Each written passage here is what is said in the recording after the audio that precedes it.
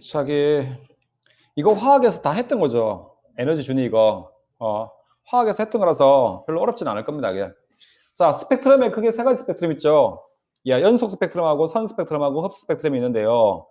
연속 스펙트럼은 햇빛과 같이 백열등 햇빛을 통과시키면 이렇게 빨주노초 파란보 모든 띠가 다 나오지. 그죠? 모든 에너지가 다 나와요. 그죠? 뭐냐면 그 빛 안에 프리즘에 넣었을 때 빛 안에 모든 파장이 다 들어있으면 어떻게 돼? 모든 파장이 다 돼서 분리돼서 이렇게 나오는 겁니다. 그죠? 그 다음에 선 스펙트럼 같은 경우에는 뭐 불꽃 반응 실험을 했을 때 혹은 특정 파장의 빛만 가지고 있습니다. 그죠? 자, 기체의 종류에 따라서 나타나는 밝은색의 선, 자, 기체의 종류에 따라서 나타나는 밝은색의 선의 위치나 뭐하더라? 모양이 달라요. 그지? 수소 같은 경우에는 뭐 예를 들면 이렇게 이거는 가시광선 영역이죠. 가시광선 영역에 해당되는 라인만 가지고 수은을 해보니까 뭐 이런 스펙트럼이 나옵니다. 그죠? 그 다음에 흡수 스펙트럼도 있어요. 그죠? 연속 스펙트럼이 자, 이게 옵니다. 그죠? 저온의 기체를 지나요. 여기가 연속 스펙트럼이다.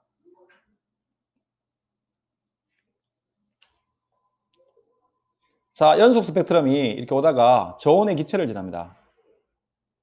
저온의 기체를 지나고 나면 얘가 이렇게 통과하고 나면 다시 통과하고 나면 뭐가 돼? 이런 흡수 스펙트럼이 돼. 그죠? 저온의 기체가 자기가 좋아하는 파장을 다 뭐 해버려? 흡수해버리지.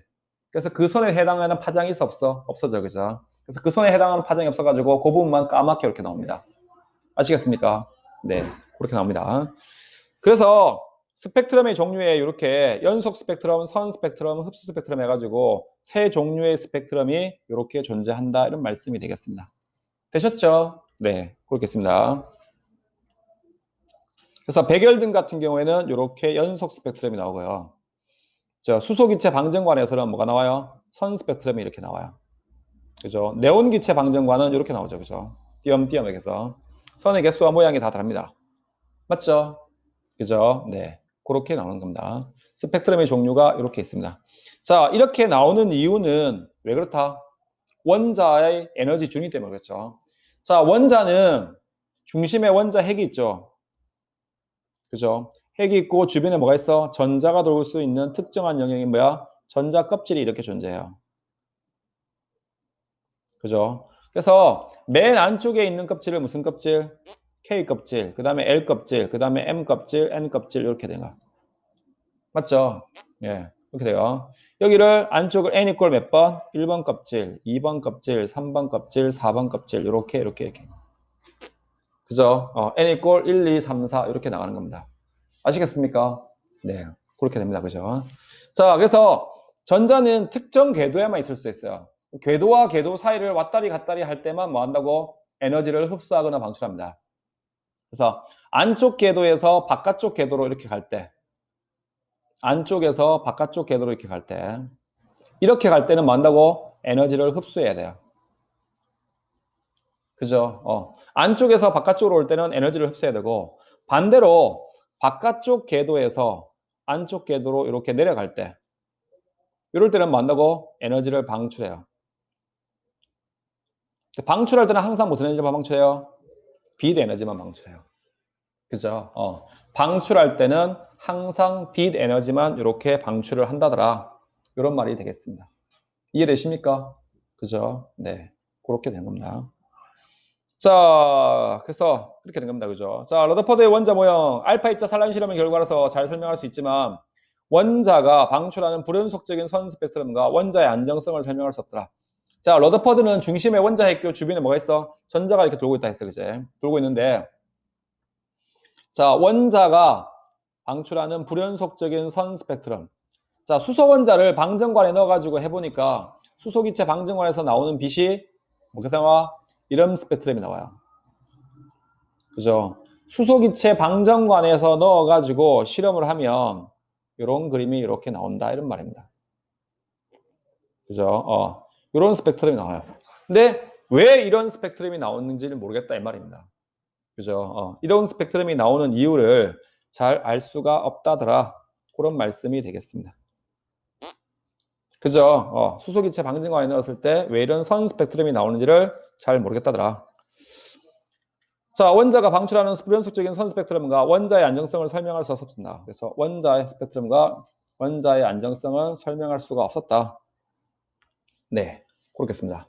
그래서 보호가 뭐였어? 아, 원자 핵 주변에 전자가 돌 수 있는 뭐야고? 전자 껍질이 이렇게 존재한다는 걸 설명했습니다. 그죠? 그래서 맨 안쪽 껍질을 우리가 K 껍질, 그 다음에 L 껍질, M 껍질. 껍질에 번호도 매겼죠. N equal 1번, 2번, 3번 이렇게 해서 주양자수도 매겼습니다. 그래서 N을 주양자수라고 합니다. 껍질 번호 이렇게 이해한다. 이 말씀이 되겠습니다. 그죠? 네. 그래서 전자가 가질 수 있는 껍질과 껍질 사이에서 전자가 가질 수 있는 에너지는 딱 정해져 있어, 안 정해져 있어? 정해져 있죠. 그걸 우리가 뭐라 불러? 에너지의 양자화라고 하는 겁니다. 에너지의 양자화. 에너지가 양자화되어 있다 이 말입니다. 그죠? 특정한 값의 에너지만 가질 수 있어. 만약에 예를 들어서 K 껍질과 L 껍질 사이의 에너지 차이가 100이라고 하면 K 껍질에 있는 전자가 L 껍질 올라가려면 얼마만큼? 100이라는 에너지를 흡수해야지만 말할 수 있어. 올라갈 수 있지, 그제? K 껍질에 있는 전자가 100이라는 에너지를 흡수해야지만이 L 껍질 쪽으로 이렇게 넘어갈 수가 있다더라 이 말입니다. 거기에 해당되는 에너지를 흡수할 수 있으면 네, 올라갈 수 있다 이런 말씀이 됩니다. 그걸 우리가 에너지의 양자화라 이렇게 이야기한다 이런 말씀입니다. 되셨죠? 자, 원자 내 전자가 가질 수 있는 양자가 된가? 자, n에 따라서 불용속적인 값을 가지며 n이 커질수록 에너지 준도 뭐 한다고? 커져, 그죠? 그죠? 그러니까 주 양자수가 커지면 커질수록 바깥쪽으로 나가야 되는데 바깥쪽으로 나가려면 그만큼 에너지를 더 뭐 해야 돼? 많이 흡수해야 돼. 그래서 바깥쪽 껍질에 있는 전자가 가지는 에너지가 안쪽 껍질에 있는 전자보다 뭐 에너지가 높아요. 그래서 안쪽 껍질에서 바깥쪽 껍질로 나가려면 에너지를 흡수해야 되고 바깥쪽 껍질에서 안쪽 껍질로 들어오려면 에너지를 뭐 해야 돼? 방출해야 돼요. 그죠? 그렇게 된다 이 말입니다. 그죠? 그래서 에너지 준위를 그래프로 그려보면요.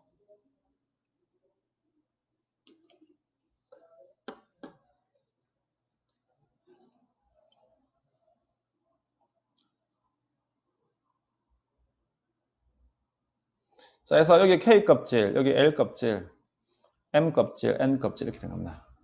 그래서 뭐 여기 무한대가 이렇게 되죠. 그죠? 그죠? 여기 N equal 1번이고요. 2번이고, 3번이고, 4번이고, 뭐 이렇게 여기가 무한대가 되는 겁니다.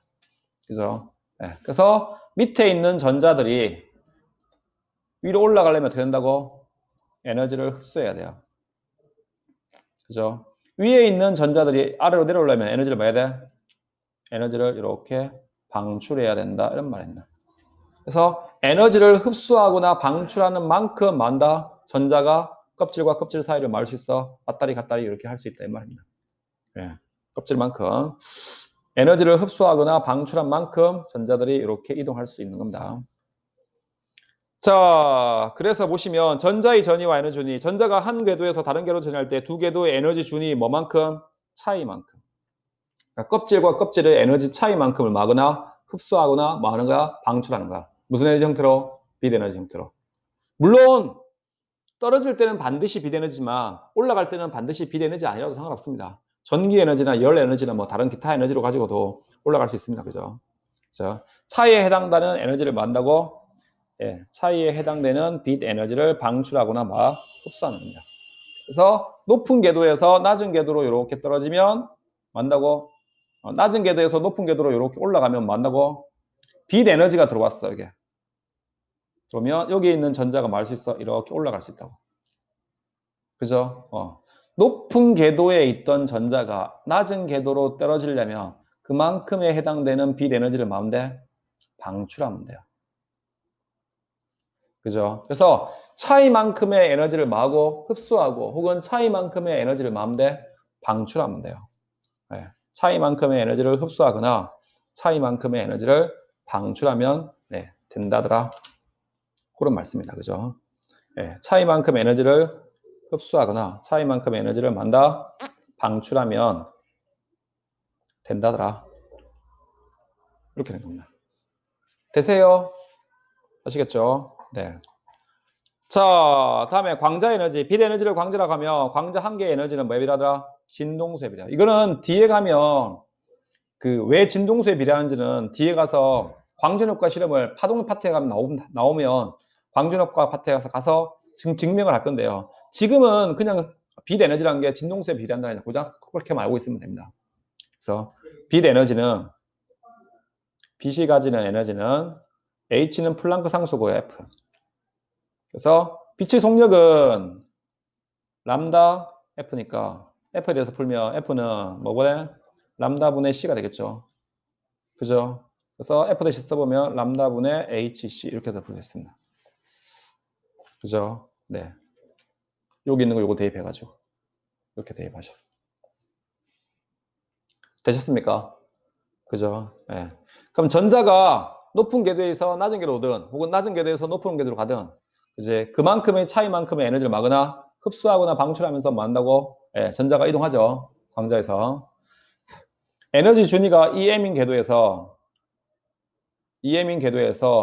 자, 궤도에서 EN인 궤도로 전자가 말 때, 전이할 때 에너지를 막거나 흡수하거나 에너지를 만다 방출해요. 그죠? 흡수하거나 방출하는 그 에너지는 얼만큼이야? 요만큼이야. 흡수하고 방출하는 에너지. 그죠? 처음 있던 궤도에서 나중에 있던 궤도만큼의 에너지를 빼면 돼. 빼가지고 절대값을 붙이면 뭐가 돼? 예, 그게 바로 흡수하고 방출하는 에너지 차이가 되는 겁니다. 그죠? 네. 그렇게 됩니다. 자, 그러면 그 차이만큼이 어디에 해당되냐 하면 차이만큼에 해당하는 에너지가 바로 뭐냐? 요만큼입니다. 차이만큼에 해당됩니다. 일렉트론 볼트. 전자 한 개가 이동할 때, 우리는 화학에서 뭐라고 했어? 이 애는 마이너스 n제곱에 1312 kJ per 몰이라고 배웠죠. 그죠? 이거는 뭐야? 1몰의 전자인 거야. 1몰에. 1 일렉트론 볼트가 이만큼이잖아. 그지? 그럼 전자 1몰이 가지는 에너지를 해보면 6.02 곱하기 10의 23승 곱하기 얼마인데? 1.6 곱하기 10의 마이너스 19승 줄 하면 돼? 안 돼? 되죠? 그죠? 그럼 몇 일렉트론 볼트인지 나올 거 아닙니까? 맞죠? 네. 그죠? 네. 그만큼의 에너지가 나올 겁니다. 전자 한 개 가진 에너지가 일렉트론 볼트로 따지면. 자, 어쨌든 그렇게 나타낼 수가 있습니다. 그래서 n제곱에 13.6 일렉트론 볼트만큼의 에너지를 이렇게 방출한다더라. 껍질과 껍질 사이에서.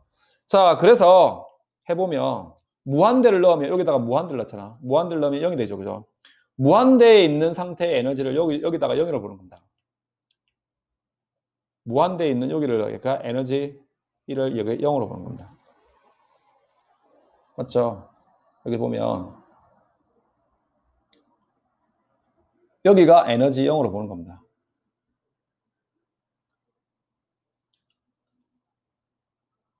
여기에 에너지를 0으로 보죠. 그죠? 그러면 마이너스 n제곱에 뭐 13.6 일렉트론 볼트니까 여기다가 1을 대입하면 그럼 여기가 얼마겠어? 마이너스 13.6 일렉트론 볼트가 되겠죠. 그죠? 그럼 2에 넣고 3에 넣고 4에 넣고 이렇게 하면 이만큼의 에너지가 이렇게 마이너스 13.6 마이너스 3.4 마이너스 1.5 마이너스 0.8 그다음에 마이너스 0.54 뭐 이렇게 나올 수 있다 이 말입니다. 이해되십니까? 네. 그렇게 에너지가 나온다 이 말입니다. 그래서 그 차이만큼에 해당하는 에너지를 내보내는데 여기가 제일 크지 그 차이가. 1번으로 떨어질 때가 제일 크죠. 그죠? 그래서 1번으로 떨어지는 거 2번에서 1번으로 떨어지든 3번에서 1번으로 떨어지든 2번에서 1번으로 떨어지든 3번에서 1번으로 떨어지든 4번에서 1번으로 떨어지든 5번에서 1번으로 떨어지든 어디에서 1번으로 떨어지든 간에 1번으로 떨어지는 에너지가 뭐야? 제일 커요. 그죠? 요 1번으로 떨어지는 에너지를 무슨 영역에 해당되는 에너지입니까? 자외선이죠. 자외선 영역에 빛이 나옵니다. 그죠? 이걸 우리가 뭐라 불러? 라이먼 계열이라 불러요.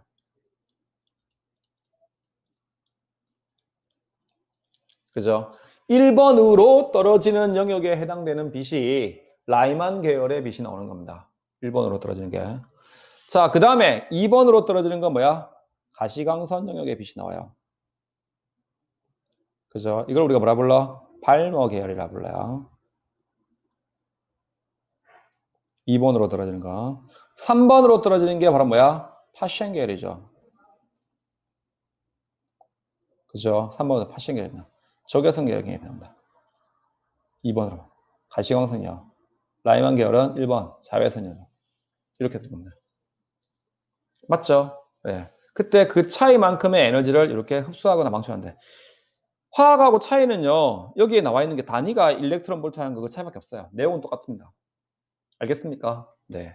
내용은 똑같습니다. 별거 없습니다. 자, 개념 확인 문제 한번 풀어봅시다.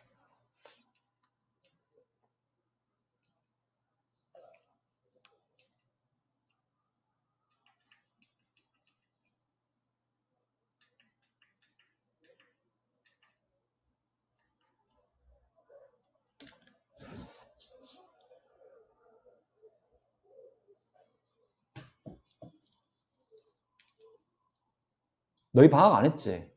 너희 방학 언제야? 다음 주 금요일?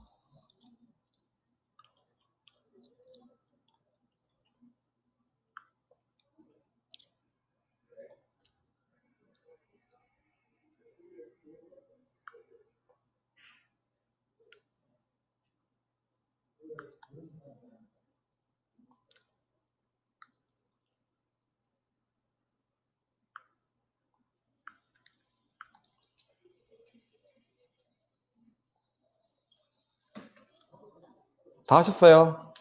자, 봅시다. 태양이나 백열 등에서 방출되는 빛은 연속 스펙트럼이다. 맞죠? 그죠? 기체 방정관에서 방출되는 빛은 불연속적인 선 스펙트럼이다. 맞습니다. 그죠? 자, 기체에서 선 스펙트럼이 관찰되는 까닭은 전자의 에너지가 양자화되어 있기 때문이다. 그죠? 맞죠? 그죠? 예. 자, 가로 안에 알맞은 말을 쓰십시오. E2가 E1보다 크답니다. 보호의 원자 모형에서 원자 내 전자가 가질 수 있는 에너지는 상태를 뭐라 불러? 주양자수라고 부르죠. 전자가 가질 수 있는 에너지 상태를 뭐? 보호의 원자 모형에서 원자 내 전자가 가질 수 있는 에너지 상태 뭐라 불러요? 에너지 준위. 에너지 준위.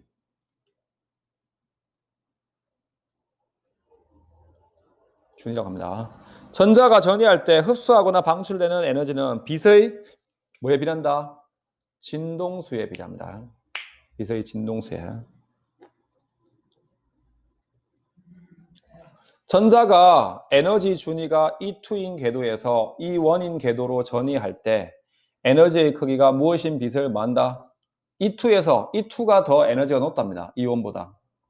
E2인 궤도에서 E1인 궤도로 전이할 때 에너지의 크기가 E2- E1인 빛을 만다 방출하죠.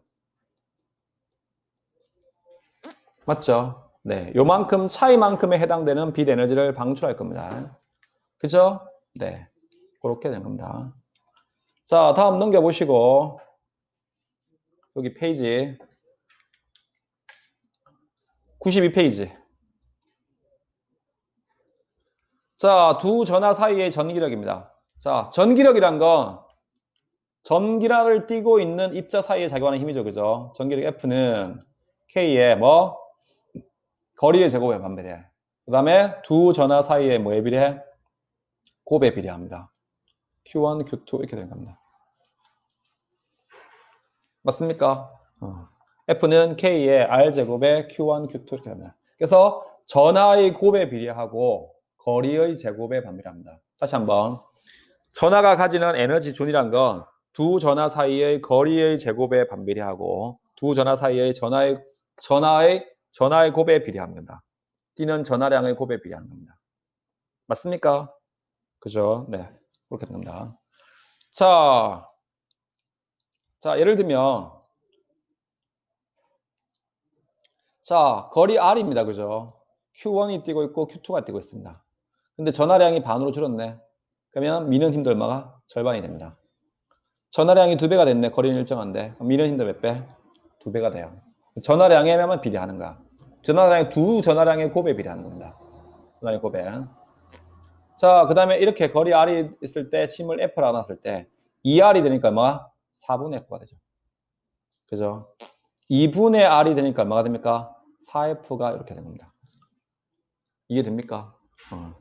F일 때 거리 R이고 Q1, Q2일 때 F일 때 힘은 F가 되고요. R일 때 Q1, Q2는 2R일 때 4분의 F가 되는 겁니다. 됐죠? 네. 그죠? 거리가 2배가 되면 힘은 4분의 1배. 거리가 2분의 1배 되니까 힘은 몇 배? 4배. 거리의 제곱에 반비례한다 이 말입니다. 그죠?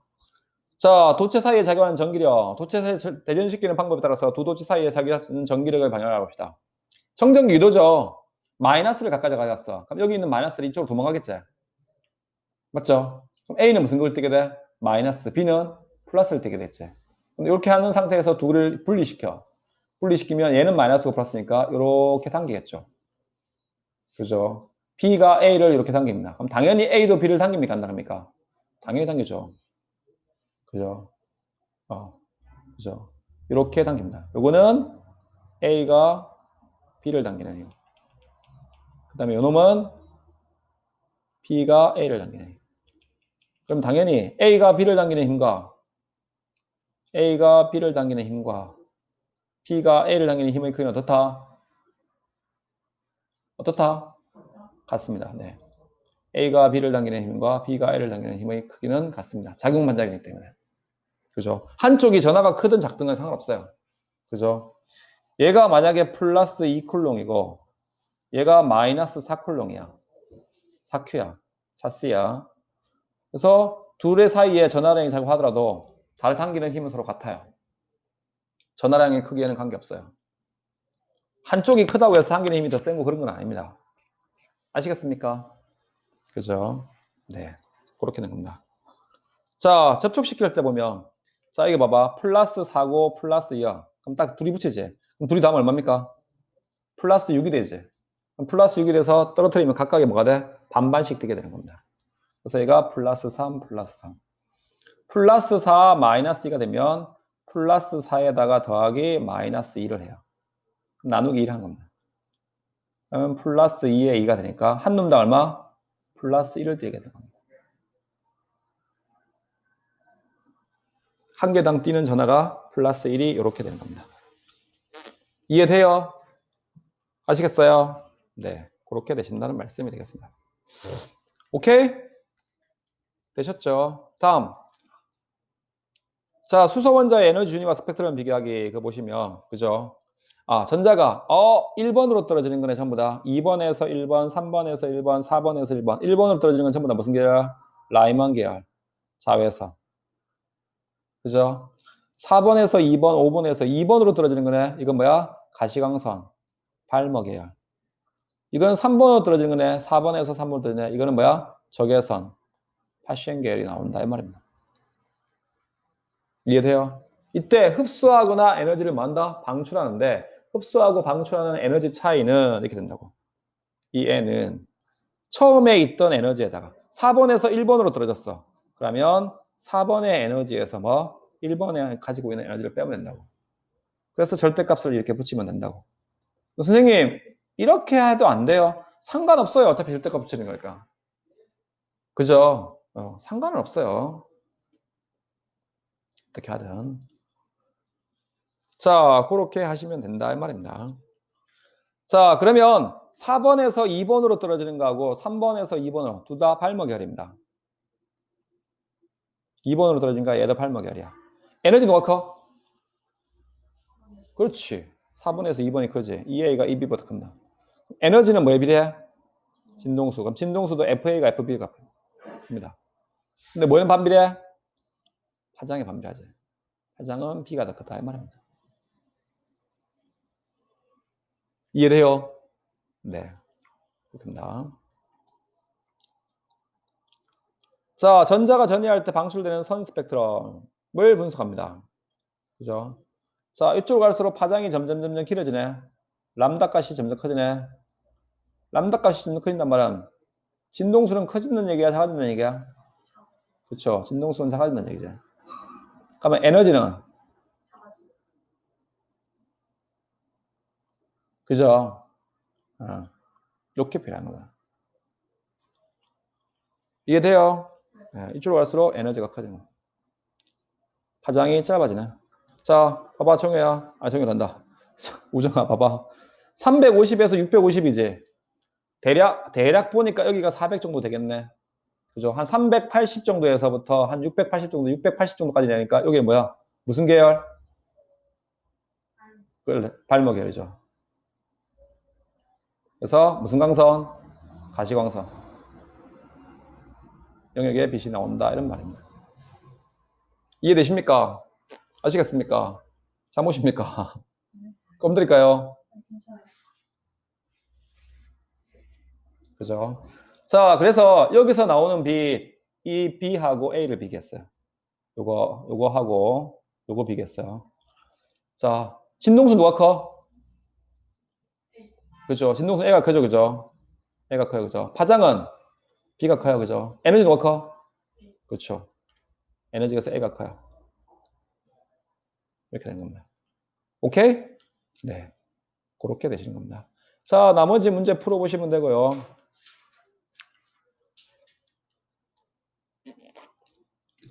자, 고체의 에너지 띠입니다. 고체의 에너지 띠. 자, 기체인 경우는 우리가 지금까지 한 거는 원자에 대해서, 기체 원자에 대해서 한 겁니다. 지금까지 한 거는 전부 다 기체 원자에 대해서 한 겁니다. 중심에 원자 핵이 있으면 전자가 이렇게 있죠. 전자가 돌 수 있는 궤도가 이렇게 있는 겁니다.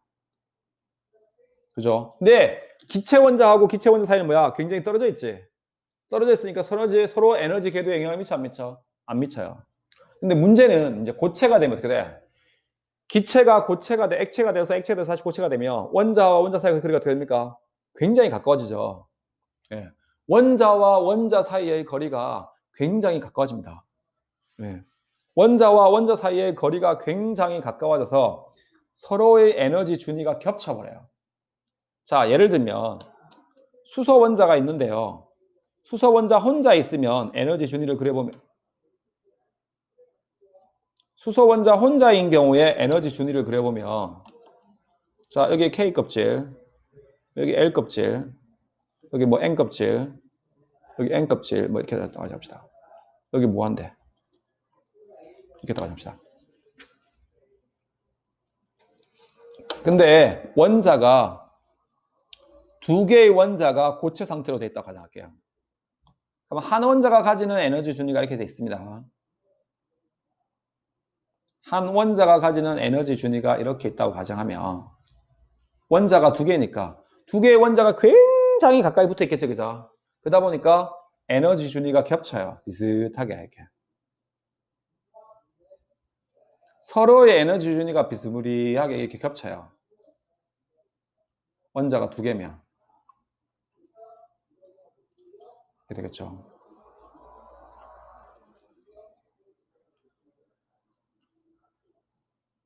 이렇게 되겠죠.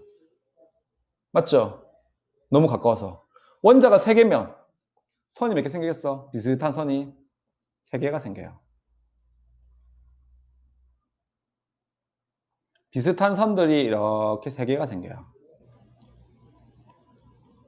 그죠? 이렇게.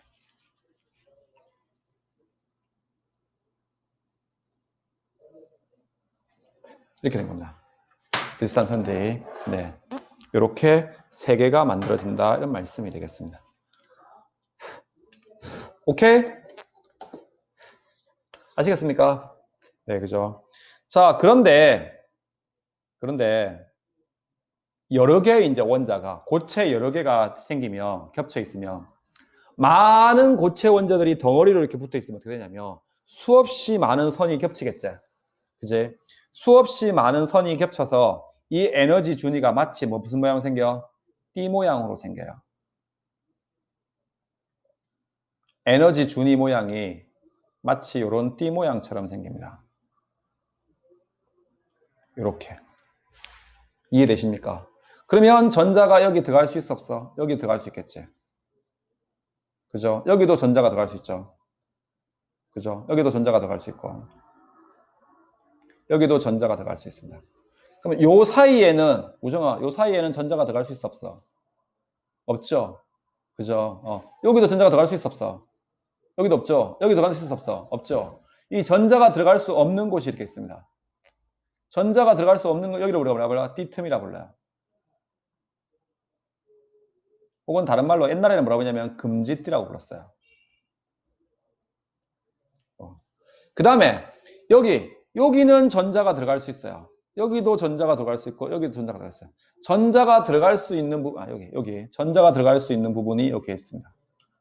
전자가 이렇게 들어갈 수 있는 부분이 존재해요. 전자가 이렇게 돌아갈 수 있는 이런 부분을 우리가 뭐라 불러? 허용된 띠라고 불러요.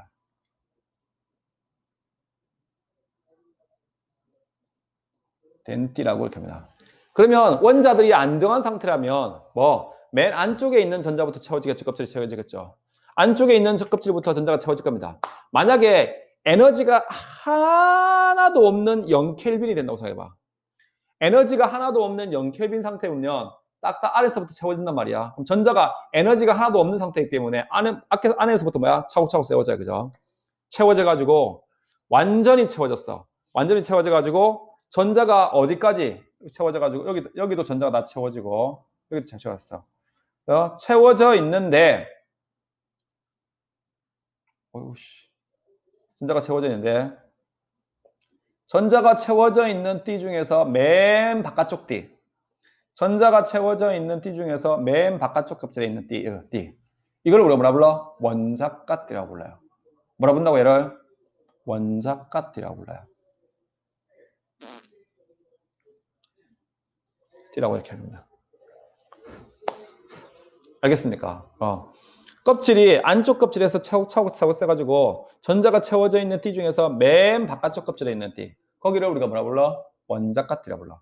그럼 그 원자가띠 위에는 뭐 있어? 전자가 비워져 있겠어? 안 비겠어? 띠가 비워져 있지? 비워져 원자가띠 바로 위에 비워져 있는 띠 여기를 우리가 전도띠라고 불러요. 어쨌든 원자가띠든 전도띠든 전부 다 무슨 띠야? 허용된 띠지. 그래 안 그래요? 그죠? 예. 고체들은 이렇게 띠 모양처럼 생겼다 이 말입니다. 기체와는 다르게. 기체는 궤도가 있는데 고체는 궤도들이 너무 많이 겹치다 보니까 이렇게 띠 모양처럼 전자가 존재할 수 있는 궤도가 존재한다 이런 말입니다. 알겠습니까? 되시겠죠? 네, 그렇게 합니다. 자, 고체의 에너지 띠 보십시다. 자, 고체의 에너지 띠 보면 고체는 원자 사이의 거리가 매우 가까워서 인접해 있는 원자들이 전기력에 의해서 전자의 궤도에 영향을 주게 되므로 에너지 준위가 미세하게 나눠집니다. 자, 연속적인 띠 모양의 에너지 준위를 가집니다. 그죠? 자, 원자 한 개면 이렇게 돼요. 한 개 선으로. 두 개, 세 개인데 여러 개의 교체가 겹치면 어떻게 된다고? 이렇게 띠 모양처럼 생겨요. 띠 모양처럼. 그죠? 이거 확대해 보면 뭐야? 사실은 뭐야? 이게 진짜 연속적인 띠가 아니고 뭐야? 불연속적인 띠가 뭐야? 이렇게 있는 거야. 계속 있다 보니까 이게 마치 연속적으로 보인다 이 말입니다. 실제는 연속적인 띠가 아닙니다. 알겠습니까? 네. 불연속적인 띠 모양으로 이렇게 나타난다 이런 말씀이 되겠습니다. 그죠? 그죠? 이렇게입니다. 연속적인 에너지 준위가 연속적인 띠의 형태를 이렇게 이루게 된다. 그렇다더라 이런 말씀이 되겠습니다. 돼요? 에너지 준위가 연속적인 띠의 형태를 이렇게 띠고 있다더라 라는 말씀이 되겠습니다. 오케이? 되셨죠? 네. 자, 보십시다. 에너지 띠. 절대 온도가 0켈빈에서 전자들이 가지는 에너지 분포인데 허용된 띠가 있죠. 전자가 존재할 수 있는 영역. 전자가 존재할 수 있는 거. 있는 에너지 영역. 그죠? 여기 허용된 띠, 여기 허용된 띠. 허용된 띠 중에서 전자가 채워진 띠 중에서 뭐야? 맨 위에 띠. 거기는 무슨 띠? 원자가 띠. 그죠? 전자가 밑에서부터 차곡차곡 채워지는데 맨 위에 있는 띠. 거기를 우리가 원자가띠라고 합니다. 원자가띠. 그 다음에 원자가띠 바로 위에 비어있는 띠가 있어요. 0켈빈 상태에서. 그 비어있는 띠를 우리가 뭐라 불러? 전도띠라고 합니다. 원자가띠, 전도띠 이렇게 합니다.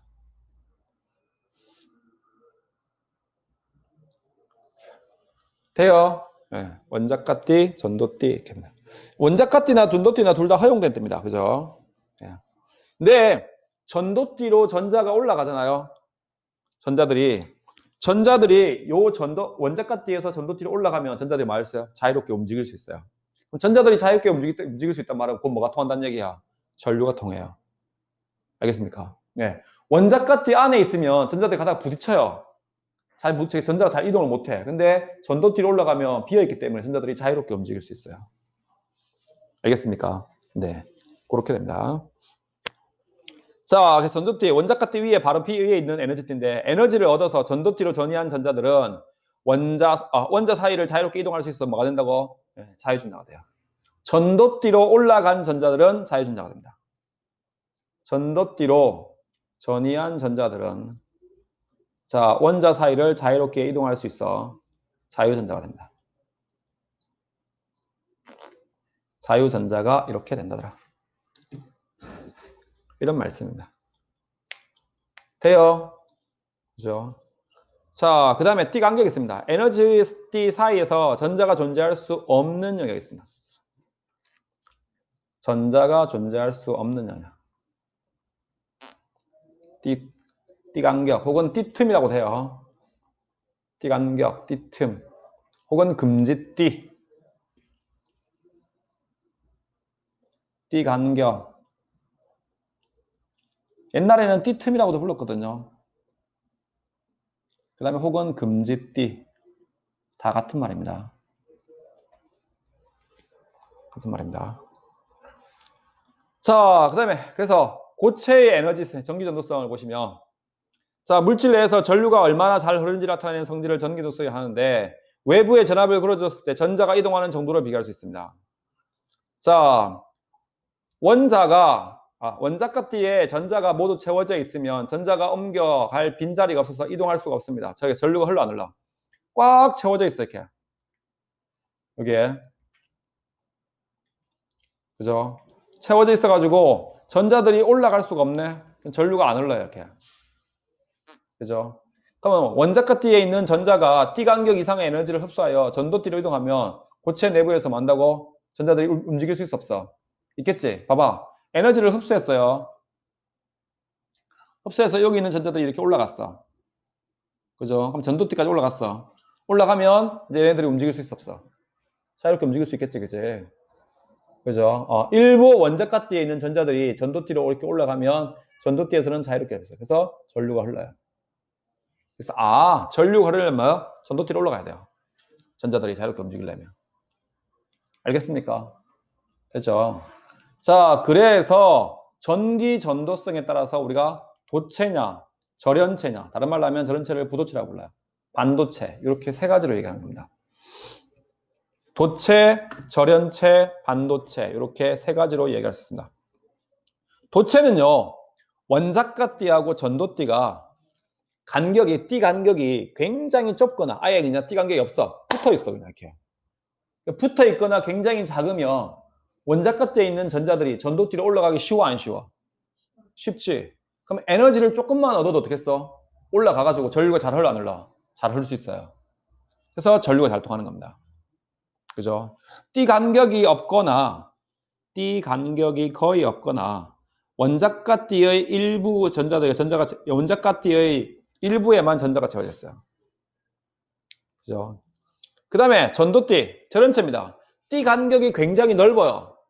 띠 간격이 굉장히 넓어서 원자가띠에 있는 전자들이 전도띠로 잘 올라가 못 올라가? 잘 못 올라가요. 올라갈 수는 있어요. 굉장히 많은 에너지가 필요해요. 나무의 전기 통해 안 통해? 잘 안 통하죠. 근데 나무의 전기 통할 수 있어 없어? 있어요. 번개 맞으면 나무 전기 통해 안 통해? 통해요. 그렇죠? 그런 굉장히 큰 에너지를 맞아야지만 뭐했어? 일부 조금 전기 통하는 거야. 왜? 띠 간격이 너무 넓어요. 그래서 전자들이 잘 올라가 못 올라가? 못 올라가요. 그죠? 띠 간격이 매우 넓어요. 그죠? 띠 간격이 매우 넓었습니다. 띠 간격이 넓어서 전도띠의 전자가 많은 거, 전도띠로 전자가 이동하는 것이 많다? 어려워. 전기 전도성이 없는 겁니다. 전기 전도성이 좋지 않은 걸 위해서 뭐라 불러? 우리가 부도체 혹은 절연체라고 이렇게 부른다 이 말입니다. 이해돼요? 그죠? 네. 그렇게 된다는 말씀입니다. 자, 그 다음에 반도체도 있습니다. 반도체. 그죠? 반도체는 도체보다는 띠 간격이 넓어요. 근데 부도체보다는 뭐야? 좁아요. 좀 어중간하죠. 그죠? 말하는 게 좀 어려운. 그래서 어느 정도의 에너지를 가하면 띠 간격에 해당되는 에너지를 흡수해가지고 올라가요. 올라가서 전류를 통할 수는 있어요. 근데 도체보다는 전기 잘 안 통해요. 도체보다는. 도체보다는 잘 통하지 않지만 절연체보다는 잘 통할 수 있는 물질. 그죠? 자, 원자가띠와 전도띠 사이의 띠 간격이 절연체에 비해서는 좁아요. 그죠? 그래서 적당한 에너지를 흡수하면, 말이 좀 애매하죠. 그죠? 적당한 에너지를 흡수하면 원자가띠에 있는 전자들이 전도띠로 이동할 수 있습니다. 따라서 도체와 절연체의 중간적인 성비 노선을 가집니다. 그걸 우리가 반도체라 불러요. 1학년 때 배웠죠. 반도체에 또 순수 반도체가 있고, P형 반도체, N형 반도체 때 배웠죠. 그죠? 예. 원리는 이렇습니다. 원리는 원자가띠와 전도띠 사이의 간격이 넓으냐, 좁으냐를 가지고 도체냐, 절연체냐, 반도체냐, 우리가 이렇게 나누는 겁니다. 이해돼요? 네. 그렇게 되는 겁니다. 자, 그렇게 된다는 말씀이 되겠습니다. 자, 그래서 탐구할 때 보시면 고체의 전기도성을 알아봅시다. 여러 가지 고체의 전기도성을 비교해 봅시다. 했습니다. 구리막대에 1A의 전류가 흐르도록 하고 구리막대에 걸린 전압을 측정합니다. 1A, 구리막대는 도체입니다. 얘는 도체예요. 그죠? 그래서 1A의 전류가 흐르게 하고 구리막대에 걸린 전압을 측정합니다. 자, 그 다음에 유리막대입니다. 아, 유리막대 뭡니까? 절연체입니다. 얘는 절연체입니다. 10V의 전압을 걸어줬답니다. 그 다음에 규소막대입니다. 얘가 반도체입니다. 순수 반도체입니다. 과정 2를 반복합니다. 10V를. 유리막도는 10V를 걸었는데도 전류는 빵이네. 저항이 무지하게 큰 거네. 그죠? 구리막대는 1A 흐르는데 0.6V만 있으면 되네. 그죠? 규소막대는 10V의 전압을 걸었더니 0.0001A 흐르네. 작죠? 네. 그렇게 됩니다. 그렇죠? 그래서 전압분의 전류. 전압분의 전류가 뭡니까? V는 IR이죠. 그죠? 그럼 R에 대해서 풀면 R은 어떻게 됩니까? I분의 V죠. 그죠? 근데 여기서는 뭐 했어? 전압분의 전류잖아. V분의 I잖아. 그럼 얘는 뭡니까? R분의 1인 거지. 그죠? R분의 1이다. 그죠? 이게 얘가 저항분의 1이구나. 요 값이 크단 말은 저항이 크단 얘기야, 작단 얘기야? 작단 얘기지. 그죠? 이 값이 대빵 작네?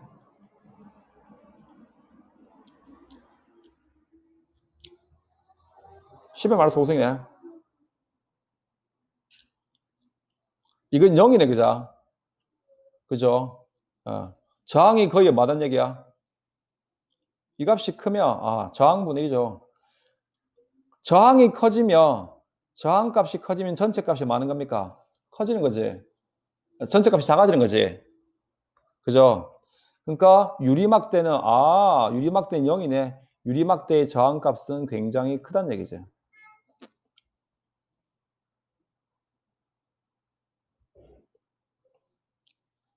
그죠?